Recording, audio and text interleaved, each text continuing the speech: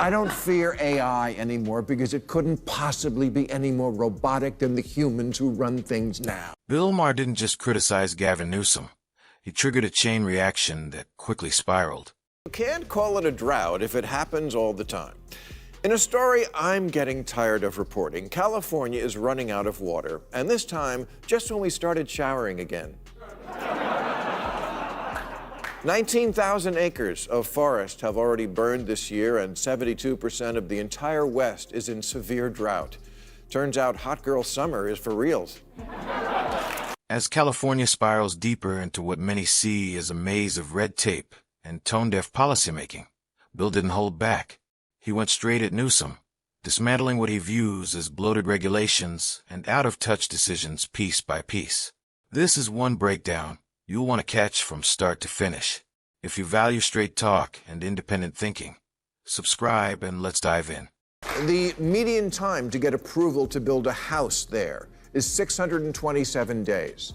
That's 217 days longer than it took to build the Empire State Building. You need 87 permits, 15 from the Planning Commission, 26 from the Public Utilities Commission and the Fire Department, 19 from building inspectors, 17 from the Public Works, 10 related to public spaces, and 1 from a guy in a T-shirt that says Federal Inspector. It's no wonder that in 2021, San Francisco issued only 2,000 permits for new homes. Sure, there are people living in the streets, but that's because we want to make sure the apartments they don't live in are perfect. Picture this.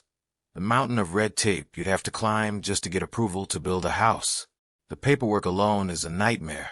Bill points out it takes almost 3 times longer than it did to construct iconic New York City landmarks decades ago.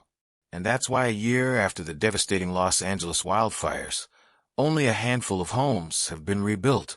A new report shows that most displaced residents are still stuck in temporary housing, whether in nearby cities, elsewhere in California, or even abroad. You'd think a state raking in the nation's highest income taxes would move faster and deliver real help. Nope. California is doing the exact opposite. California is the place that spends money and gets nothing, which is why you may have noticed when the fires broke out, no one escaped by high-speed rail. We have the highest marginal tax rate in America, higher than almost all other states, and soon Greenland. Now, is wokeness the main reason for the fires? Of course not. But it's also not wrong to associate some of the unforced errors our government made with the things normies see as hallmarks of uber-progressive politics: questionable budget priorities, high taxes that get you nothing, making everything about identity politics, virtue signaling overseas instead of tending to the nuts and bolts at home. Exactly. This is the fallout when progressive policies chase ideology instead of results. And California is the cautionary tale. When leaders are obsessed with ticking identity boxes and shoving government into every nook of life, the essentials get left to rot. And we all know how that ends. Take water management. Californians have been sounding the alarm about worsening droughts and dwindling reserves for years. Any leader with real urgency would have tackled it head on. But under Newsom, the problem keeps getting punted down the line while he chases other priorities. We have spent the last 2 decades in perpetual drought here, yet almond farmers in California have doubled in that time, despite the fact that almond production alone uses more water than all the humans and businesses in San Francisco and Los Angeles combined, even on days when your teenage son spends 2 hours showering. Look at this chart of how much water it takes to grow different crops. Oranges, tomatoes, strawberries all take about 11 gallons to make 1 pound. Almonds, 1,900 gallons. That wasn't a problem back when it rained, but now there simply isn't enough water to go around, and we have to make a painful choice, getting it to the people or getting it in the nuts. And he's not wrong. California can't afford slip-ups like this, especially with wildfires raging worse every year. The margin for error has vanished. What makes it downright ridiculous is that Newsom has been telling residents to cut back on water use, a gesture that barely scratches the surface. Almond farming alone slurps up nearly 90% of the state's water. So, everyday people get lectured while the real culprits keep running the show. And it doesn't end there. Big corporations are guzzling resources, too. Yet, They rarely face a fraction of the scrutiny. You know, it's not like California doesn't know how to regulate. Oh, they know. We are the most regulated state in the nation with more than 395,000 regulatory restrictions. It is a constant nightmare of inspectors and permits and fees. In this state, if you get to your car 10 seconds after the parking meter expires, it's already gone and you'll never see it again. California has rules about every nitpicky thing you can imagine.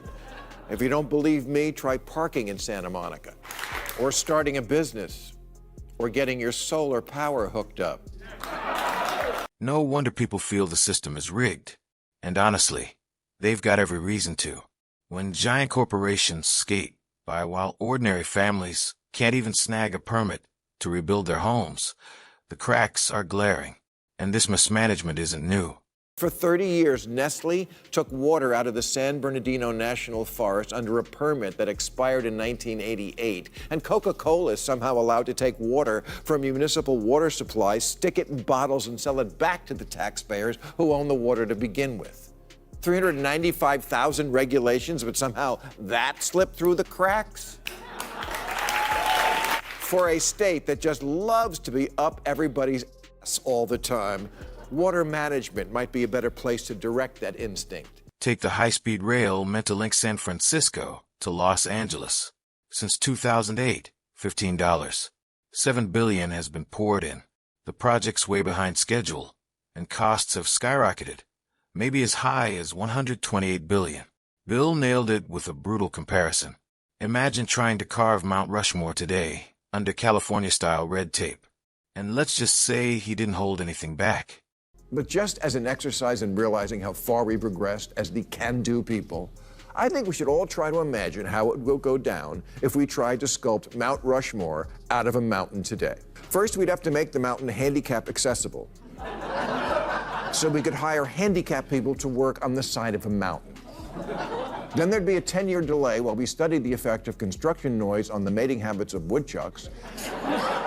Then another 10 years to obtain ethnically sourced dynamite and find a sculptor who doesn't only work from home. And then another 2 years to apologize for being on Indian land. And finally, after 50 years and a cost that had ballooned to $100 billion, we'd have half a nostril, and it wouldn't be Lincoln, it'd be Che Guevara. I know it sounds over the top, but that's exactly the point. When regulations exist just to look good, while quietly trapping people in endless hurdles, they stop doing their job. They become roadblocks. Rules should protect, not suffocate. The solution isn't rocket science. Put people in charge who get that government is meant to serve the public, not frustrate it. That means writing laws that make sense, slashing pointless bureaucracy, and chasing real results over optics. When efficiency rises, trust follows. Without that, nothing changes. Drop your thoughts in the comments.